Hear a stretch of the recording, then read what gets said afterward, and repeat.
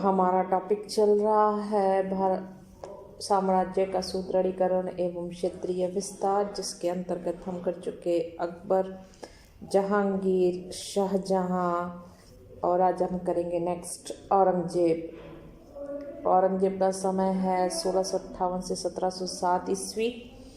औरंगजेब का जन्म देखें तो दोहद उज्जैन में 3 नवंबर 1618 ईस्वी को हुआ। वो अत्यंत ही प्रखर बुद्धि के मालिक थे।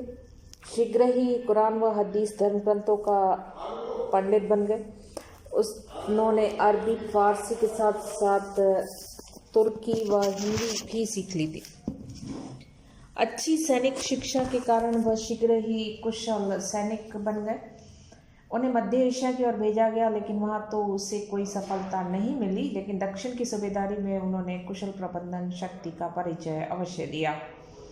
जब उन्हें दूसरी बार दक्षिण को सूबेदारी दी गई, तब उन्होंने अपने पिता को गंभीर बीमारी की सूचना मिलते ही शाहजहां का अंत निकट समझते ही पुत्रों में गद्दी के लिए उत्तराधिकार का संघर्ष आरंभ हुआ।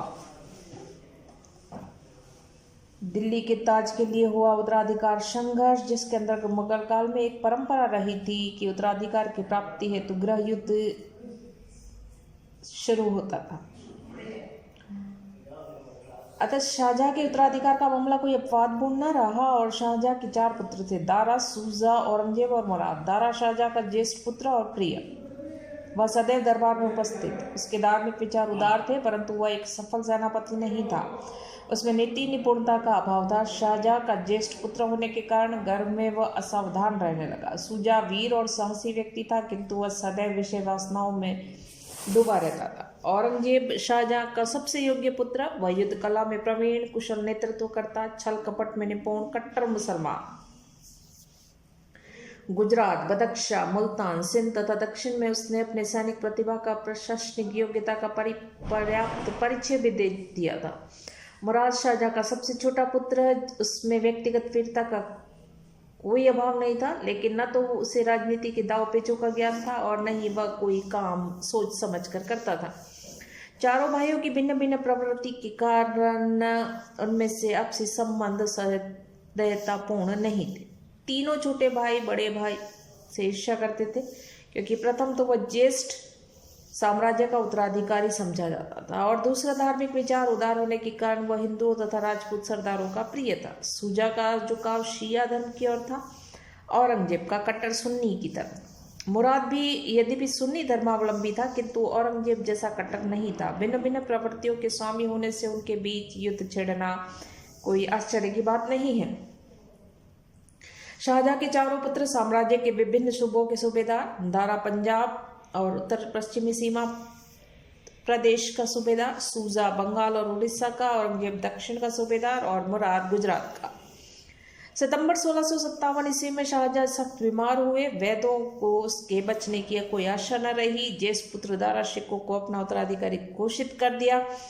मृत्यु की अफवाह सर्वत्र फैल गई।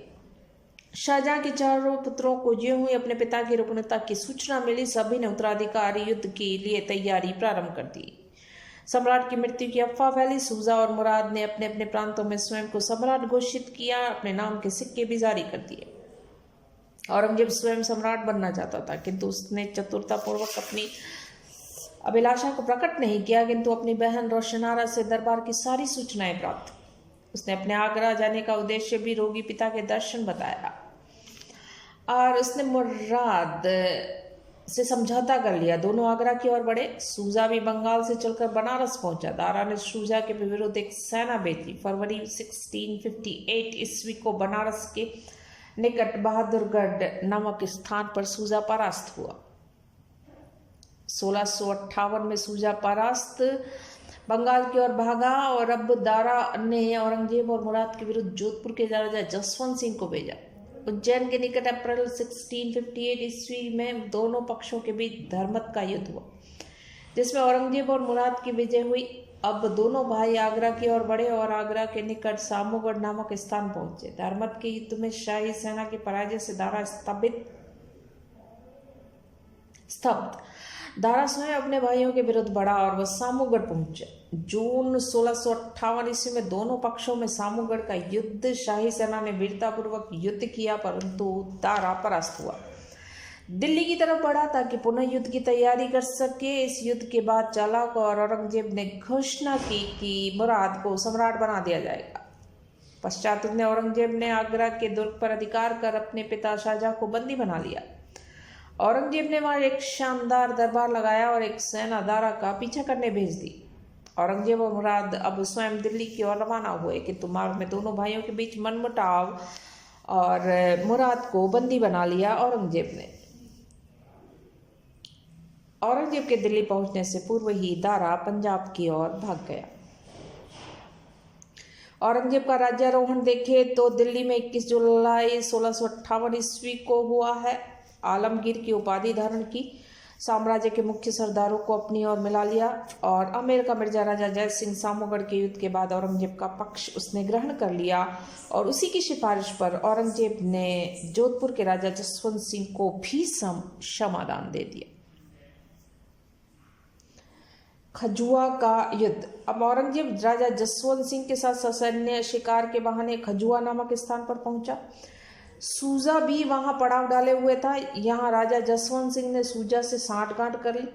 औरंगजेब को इसकी सूचना मिल गई, लेकिन उसने धैर्य से काम लिया। औरंगजेब ने सूजा के पड़ाव पर धावा बोला।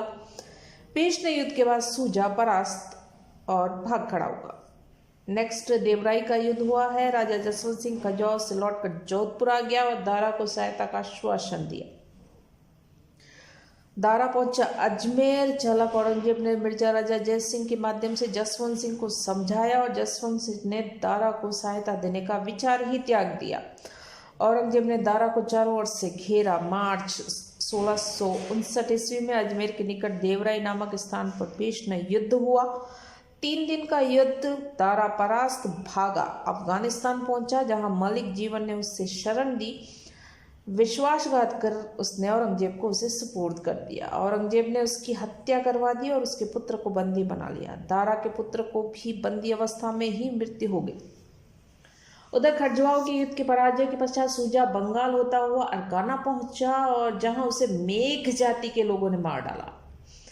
औरंगजेब अपने छोटे भाइयों को भी, जो दिल्ली के किले में बंदी थे, मारकर अपने सभी प्रतिद्वंदियों से मुक्त हो गया। उत्तराधिकारी संघर्ष में विजयश्री प्राप्त कर औरंगजेब हिंदुस्तान का बादशाह बन गया और उसका पिता शाहजहां भी 8 वर्ष तक बंदी जीवन व्यतीत करने के बाद 1666 ईस्वी में संसार को छोड़ गया। औरंगजेब की पूर्वोत्तर सीमांत नीति यदि हम देखें तो मुगल सीमा पूर्वोत्तर में असम तक पहुंची हुई थी। औरंगजेब के प्रारंभिक काल में कूच बिहार के अहोम राजा ने मुगल सीमा पर धावा बोला। असम की राजधानी गुवाहाटी पर अधिकार। चूंकि औरंगजेब अपने भाइयों को परास्त करने में व्यस्त, अहोम के राजा के विरुद्ध कोई कार्रवाई नहीं की और 1661 में बंगाल के सूबेदार मीर जुमला ने उसे पराजित कर संधि के लिए बाध्य किया। युद्ध के खर्चे के रूप में एक बड़ी धनराशि भी वसूली। मुगलों की यह विजय चिरस्थायी सिद्ध नहीं हुई, क्योंकि कुछ वर्षों पश्चात अहोम के राजा ने पुनः कामरूप पर अधिकार जमा लिया। बंगाल की खाड़ी में पुर्तगाली सामुद्रिक डाकुओं का आतंक अब भी बना हुआ था और बंगाल के सूबेदार शाइस्त खान ने एक बड़ा जहाजी बेड़ा इन डाकुओं को दंड देने भेजा। मुगलों ने सैंडविच द्वीप पर अधिकार कर लिया और पुर्तगाली डाकुओं की शक्ति को पूर्णतः समाप्त कर दिया गया। पश्चिमोत्तर सीमांत नीति को यदि हम देखें तो दिल्ली और आगरा के शासक के लिए सिरदर्द बने हुए थे। कबायली बड़े साहसी, निर्दयी और स्वतंत्रता प्रेमी। अनेक उपद्रव, जिसमें सबसे पहला आता है यूसुफ जैयों का विद्रोह। कुछ कबीलों ने भागू की अध्यक्षता में अटक को पार किया, हजारा जिले में लूटमार करना आरंभ किया। मुगल साम्राज्य की सीमा में घुस आए, वहां के किसानों को तंग करना शुरू किया और 1667 ईस्वी में औरंगजेब ने मोहम्मद अमीन खां के नेतृत्व में एक सेना भेजी, जिसने विद्रोहियों को परास्त कर सीमा पर शांति स्थापित कर दी। नेक्स्ट विद्रोह होता है अफरीदी कबीलों का विद्रोह। पश्चिमोत्तर सीमांत प्रदेशों में अफरीदी नेता अकमल खां के नेतृत्व में अफरीदियों ने मुगलों के विरुद्ध विद्रोह कर दिया। काबुल के मुगल सूबेदार मोहम्मद अमीन खान ने विद्रोहियों को शांत करने के लिए एक विशाल सेना के साथ कूच किया, किंतु 1672 ईस्वी में उससे परास्त होना पड़ा और भागकर पेशावर की शरण ली। इस युद्ध में मुगलों को अपूर्व क्षति हुई। नेक्स्ट विद्रोह हुआ है खटकों का। अफरीदियों की विजय से प्रोत्साहित अन्य कबीलों ने भी मुगलों के विरोध करना प्रारंभ किया। खटक कबीले में अफरीदियों का सहयोग तथा विद्रोह के भयंकर रूप धारण कर लिया। औरंगजेब ने सुजात खां और जसवंत सिंह को इन्हें दबाने के लिए भेजा। एक लंबे समय के पश्चात मुगल सम्राट सैनिक कार्यवाही तथा कूटनीतिकता के द्वारा इस सीमांत प्रदेश में शांति स्थापित करने में सफल हुए। औरंगजेब ने यद्यपि पश्चिमोत्तर सीमांत प्रदेश में शांति स्थापित करने में सफलता अर्जित की थी, लेकिन उसने जनधन की भारी क्षति उठानी पड़ी। औरंगजेब की इस नीति के अनेक दुष्परिणाम हुए। राजपूतों के विरुद्ध युद्ध करने में उसे अफगानों का सहयोग प्राप्त नहीं हो सका। इन विद्रोह को शांत करने के लिए उसे दक्षिण से श्रेष्ठ मुगल सैनिकों को हटाना पड़ा तथा इन युद्धों में लंबे समय तक मुगल सेना के फंसे रहने के कारण दक्षिण में शिवाजी को अपनी शक्ति को बढ़ाने का मौका मिल गया। अफगानों को अपना शत्रु बना लेना औरंगजेब की भारी भूल थी। औरंगजेब की यदि दक्षिण नीति देखे तो 50 वर्षों तक शासन किया है औरंगजेब ने। उसमें प्रथम 25 उत्तर में, क्योंकि तत्कालीन परिस्थितियां उत्तर भारत में उसकी उपस्थिति आवश्यक बना रही थी, लेकिन अपने शासन के अंतिम 25 वर्ष उसने दक्षिण में बिताए। 2 महत्वपूर्ण राज्य बीजापुर और गोलकंडा का हास उधर शाहजी के पुत्र शिवाजी के नेतृत्व में मराठा शक्ति का अभ्युदय, जो औरंगजेब के लिए बड़ा घातक सिद्ध हुआ। औरंगजेब ने बीजापुर गोलकुंडा पर विजय कर ली, लेकिन मराठों को अंतिम समय तक संघर्ष उसे जारी रखना पड़ा। औरंगजेब की राजपूत नीति को हम देखें तो शाहजहां की गंभीर रुग्णावस्था में उत्तराधिकार संघर्ष में राजपूतों ने औरंगजेब के विरोधी धारा का समर्थन किया था। फिर भी आरंभ में औरंगजेब ने उसे क्षमा कर मैत्रीपूर्ण नीति पर अवलंबित हुआ। आमेर के राजा जय सिंह जोधपुर जसवंत सिंह को पूर्ववत सम्मान दिया। ऐसा उसने केवल अपनी स्थिति को सुदृढ़ बनाने के लिए किया था। औरंगजेब की धर्मांता सहिष्णुता की नीति राजपूत असंतुष्ट रहे।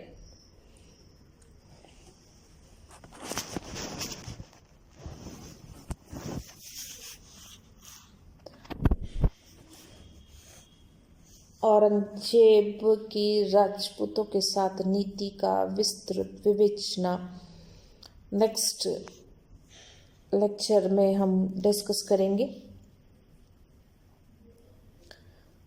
औरंगजेब के अंतिम दिन की यदि हम बात करें तो उत्तर और दक्षिण भारत में निरंतर युद्धों के कारण औरंगजेब का स्वास्थ्य दिन प्रतिदिन गिरता गया।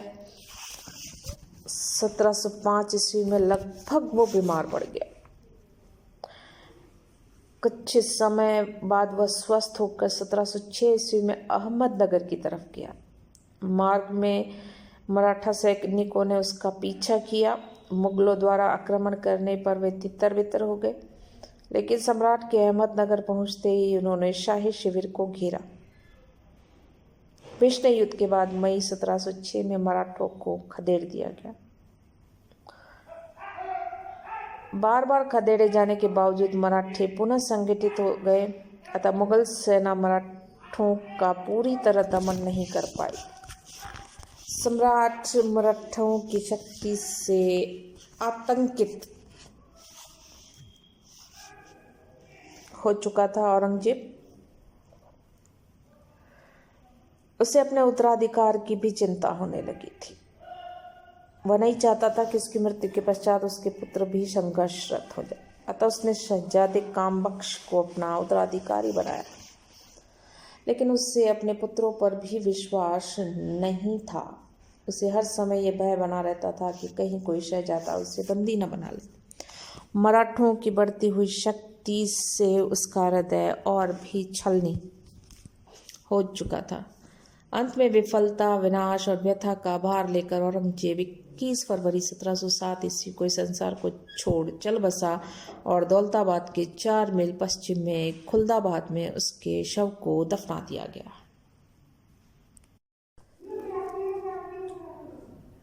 हमारा टॉपिक चल रहा है साम्राज्य का सुदृढ़ीकरण एवं क्षेत्रीय विस्तार, जिसके अंतर्गत